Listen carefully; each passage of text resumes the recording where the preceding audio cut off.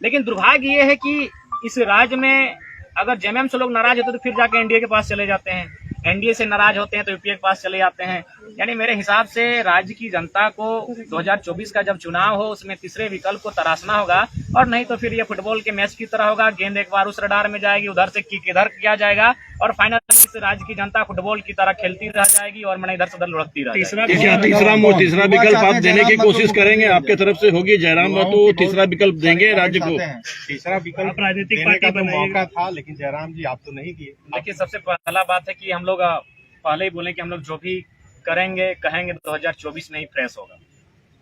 उपचुनाव और साल डेढ़ साल के लिए हम लोग रिस्क और नहीं लेना चाहेंगे, ना हम लोग इंटरेस्ट लेना चाहेंगे। जो भी होगा 2024 में ही होगा। और बिल्कुल अगर युवा चाहें इस राज्य के तो बदलाव होने की गुंजाइश हो सकते हैं, लेकिन थोड़ी सी संभावना इसलिए कम लगती है क्योंकि कहीं ना कहीं मैंने जो अक्सर कहा है कि चुनाव के समय तक बहुत कुछ देखने और सुनने को मिलता है, लेकिन जैसे चुनाव का समय आता है कहीं ना कहीं पैसा बहुत ज़्यादा हावी हो जाता है। फिलहाल जो युवा है वो कहीं ना कहीं लड़ने की, पैसा देकर चुनाव लड़ने की स्थिति में नहीं है। और दूसरी बात, 2024 का जो चुनाव होगा उसमें केवल पढ़े लिखे युवा नहीं चाहिए, बल्कि ऐसे युवा चाहिए जो अपने प्राणों की आहुति दे सके। इसलिए इस बात को मैं कह रहा हूँ क्योंकि मैं एक पीएचडी का छात्र हूँ और मैं झारखंड के भविष्य को देख पा रहा हूँ। क्या देख पा रहा हूँ? आज हम लोग भाषा की बात कर रहे हैं इसीलिए हमारा सामना माफियाओं से नहीं हुआ है। आज हम लोग खतियान की बात कर रहे हैं इसीलिए हमारा सामना माफियाओं से नहीं हुआ है। लेकिन आपको जानकारी होना चाहिए, ये झारखंड खनन और इंडस्ट्रियल बेल्ट में आता है। जब हम लोग कंपनियों में, कोयला के खदानों में एंट्री करेंगे उस समय हमारा सामना कोयल माफियाओं से होगा, उस समय हमारा सामना यूपी बिहार के शूटरों से होगा। तो इसलिए आप अगर 2024 में कोई युवा इस आंदोलन के माध्यम से विधायक बनने का ख्वाब देखे हैं तो मैं मानना चाहूँ, मेरा उन्हें संदेश होगा, अपने आप के सर पे मौत का कफन बांध कर आए।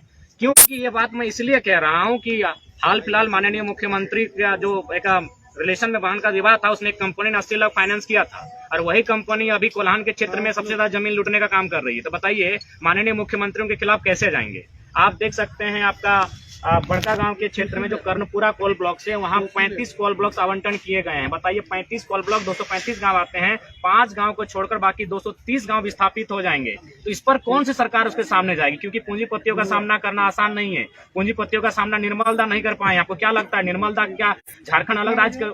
निर्मल दा को मारने में कंपनियों का भी रोल है। स्वर्ण रेखा नदी परियोजना मैं खुले मंच पर कहता हूं। आपको क्या लगता है शहीद सुनील महतो ऐसे ही शहादत दिए हैं, उसमें कहीं ना कहीं जो जमशेदपुर में स्थापित कंपनियां हैं, अभी नाम मैं समय के साथ लूंगा, उनका रोल है। तो इसीलिए 2024 का जो चुनाव होगा, अगर बदलाव चाहते हैं तो उसके लिए मेरा मानना है कि शायद पहला दौर ऐसा होगा जिसमें यहाँ के चुनने वाले विधायकों को सर पर कफन बांध कर आना होगा, क्योंकि उनका सामना माफियाओं से होगा, उनका सामना बड़े बड़े से होगा। अगर ये शक्ति उनके पास है तो राज्य में बदलाव हो सकता है, और नहीं तो फिर आप कहेंगे कि जीते जी बदलाव कर सके, बिना रिस्क लिए बदलाव कर सके, ये संभव नहीं है। आप मंच देंगे, इसीलिए तो पूछा जा रहा है कि आप मंच देंगे, आप राजनीतिक पार्टी बनाएंगे, चुनाव देखिए, में उतरेंगे?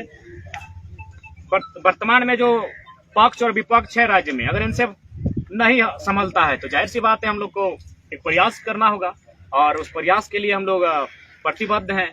निश्चय ही 2024 में इस उलगुलान के माध्यम से एक बदलाव देखने को मिलेगा। लोकसभा और विधानसभा दोनों किस चुनाव में आप ट्रेलर लोकसभा में ही दिखेगा। सवाल हमारे इंदे हो अभी देख दादा अरे का लगल हो, हम तो 15-20 राज्य में काम करके आये हो, इंदे बड़ी भाषा जानो, यो झारखंडी कितना बाहर में हो। अभी जो तमिलनाडु में भाई लगल हो, हमरो वर्कर हुआ फोन करके दे बोले हम इनकी ना बोका। देखिए, सबसे पहली बात बिल्कुल आज जो भी हम लोग हिंसा के पक्षधर में नहीं है, हम लोग भी चाहते हैं कि जो तमिलनाडु में जो भी न्यूज वायरल हो रहा है उसमें कितनी सच्चाई है उस पर जांच पड़ताल हो, और कहीं ना कहीं कुछ तो सच्चाई है। तो इस पर हम लोग हिंसा के सहमति नहीं है, लेकिन वहाँ केंद्र सरकार को हस्तक्षेप करते हुए हमारे जो मजदूर हैं कुशल वापस लाने का कार्य करे, और साथ ही साथ जब वो मजदूर वापस चले आए तो राज्य सरकार को चाहिए कि उनके लिए ज्यादा से ज्यादा रोजगार के अवसर उपलब्ध कराए जा सके। और ये संभव है, ऐसा नहीं कि संभव नहीं है। मैंने आपको कई बार मीडिया के माध्यम से मैंने रोजगार के अवसर का चर्चा किया है। झारखंड एक पर्यटन के क्षेत्र में बहुत ज्यादा हमारे यहाँ मैंने सड़क बिछा हुआ है, यानी परिवहन के रूप में, पर्यटन के रूप में, कृषि के रूप में बहुत सारे स्कोप हैं जिनमें झारखंड। आखिर हमारे मजदूर वहाँ क्या करते हैं? केरल में जाके मछली पालते हैं, केरल में मछली पालते हैं ना। हमारे मजदूर आखिर क्या करते हैं? वहां जाके टावर लाइन में काम करते हैं। वहां तो कोई वे अफसर बनने नहीं गए हैं, मजदूरी करने गए हैं, 12 लाख लोग मजदूरी करने गए हैं। तो यदि झारखंड सरकार अगर झारखंड राज्य में पर्यटन, परिवहन, कृषि को अगर बढ़ावा देते हैं, अन्य कुछ उद्योगों को, छोटे छोटे कुटीर उद्योगों को बढ़ावा देते अगर कार्य करे तो संभव है। और ऐसा नहीं कि इनके पास बजट में पैसा नहीं है। ये लोग खतियानी यात्रा करते हैं, जोहार यात्रा करते हैं, अश्लील यात्रा करते हैं, तब तो पैसा आता है। अभी होली में लाखों का खर्चा उड़ रहा है, तब तो पैसा आ रहा है।